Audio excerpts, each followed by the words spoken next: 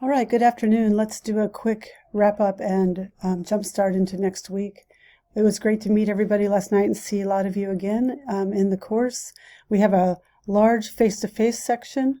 We have two synchronous students who are coming in at the time through Zoom, and we have one asynchronous student. And so all of you, I'm really happy to see you all back in class and meet some of you for the first time.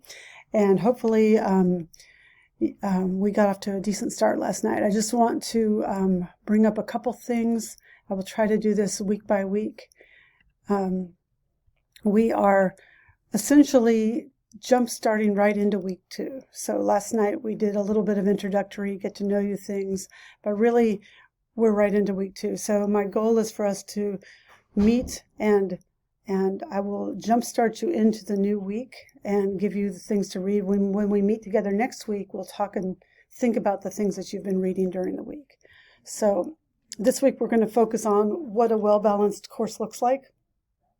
And I'm going to ask you to read Newton and Nation Chapter 1 from the second edition, which is what I posted for you in Canvas. I'm sorry, that's the first edition. If you've got the second edition, that's fine. You can read that too. It's just updated. So read chapter 1 and be ready for that, for us to discuss. I've posted a focus question for you in our module area. This is just for your thinking, to help you focus while you're reading this week. You don't need to prepare any kind of written answer this week. You might take notes, highlight, accordingly so that you're ready to use the thoughts in class next week. What are the elements and considerations for designing a well-balanced language course? So please take care of that this week. Do the reading and let that start influencing the way you're thinking about things. I also would like, if you haven't already, please take care of this Flipgrid introductory video here. Let me use my new screencast-o-matic skills here. So we've got Flipgrid right here. Please take care of that.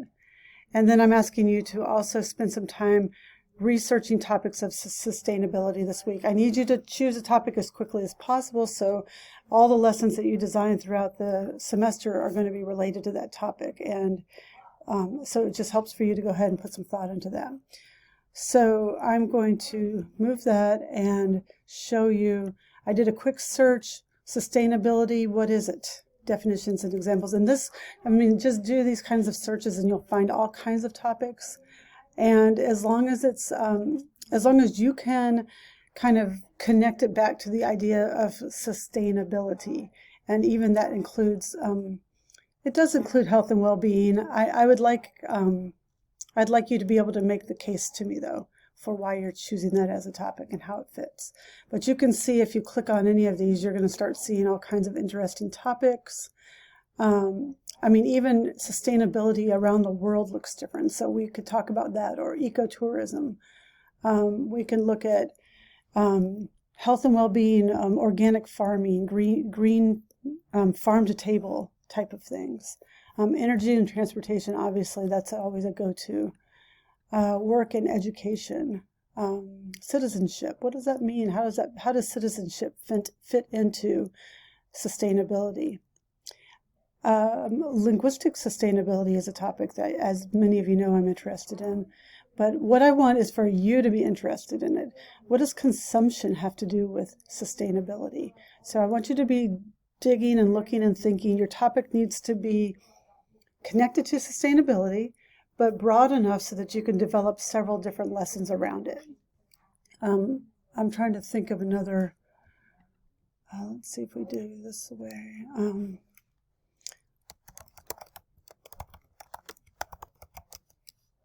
Sustainability topics, I just typed that in, and goodness gracious, there's all kinds of things we could start looking. Let's see what this is.